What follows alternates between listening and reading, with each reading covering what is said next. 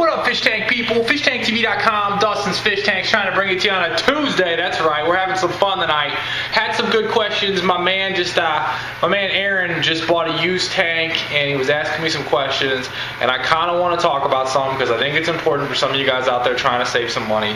And I want to talk about aquariums, used aquariums, and what the deal is. Now look, every single aquarium you see in here is used. I bought them. And I've lucked out, but I want to talk about some important parts of aquariums when you purchase them used, and that is this. I'm just going to say it. It's kind of clumsy, but I like the analogy.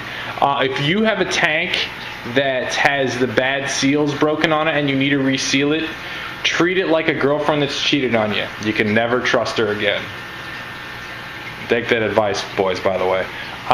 So that's the way I feel about it. Like, if you have a tank that you have to reseal, personally, I don't trust them. It's tough. I mean, the manufacturer does it. However, if you do a good job of sealing it, you're going to want to make sure that you have, man, I'm showing off these supports. You're going to want to make sure you have good supports, good support beams, because these actually help with the outward pressure that the tank puts, like this way and this way all around.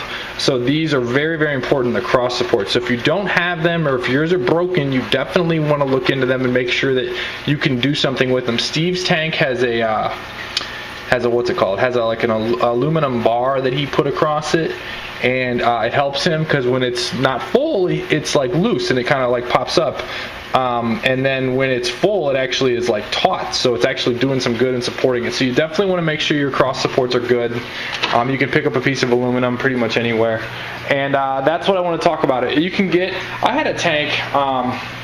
And I'll show this tank. By the way, the crypts are coming back. The Liguigia is still bothering me. I mean, I got all new lights on here. I don't know what the deal is.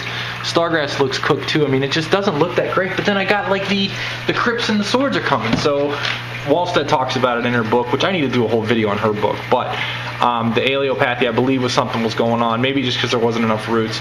But like the Liguigia that I put in here from out in the pond is fine. So maybe it was that there wasn't enough roots. But anyway, the point of the video is if you have like a crack like this, my man Chuck, I don't know if he's still alive. I worked with him at Pet Supplies Plus up in Findlay, Ohio. Back as soon as I turned 16, I got a job at a PetStar. I know you're surprised.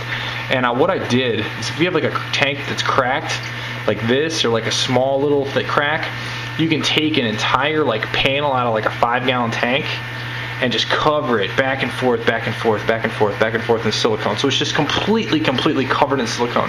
And just take that and just mash it on that corner. I wouldn't trust it too long, but I actually made a 55-gallon piranha tank. Yes, at one point in my life I owned piranhas. By the way, chicks love piranhas. Even though they suck as pets. And if anyone likes piranhas, I can give you a bunch of reasons why they suck. But anyway, not to bash fish. But anyway, I had a 55-gallon tank. It was an old parakeet cage. It was cracked. And it was cracked from like here to here. And I did it. So you want to watch it with used tanks. But, don't trust them. But definitely, look for bargains and just fill up a tank, Even if you were buying a used tank, and it was sitting empty, I would just, maybe if you can get the spot, just be like, listen, I'll buy the tank, but let me fill it up first. And if it fills up and holds water, doesn't leak, I'll buy it. Save yourself the trouble, because nothing's worse than a leaking tank. Some of y'all have been getting Dustin's Killer Planet Tank combos, and some of y'all have been getting some crypts that look like this. To all my people that got plants yesterday, or excuse me, that went out today. I'm sending out some really killer crypts with the Planet Tank combos, and some big news. I'm going to be offering some hard goods.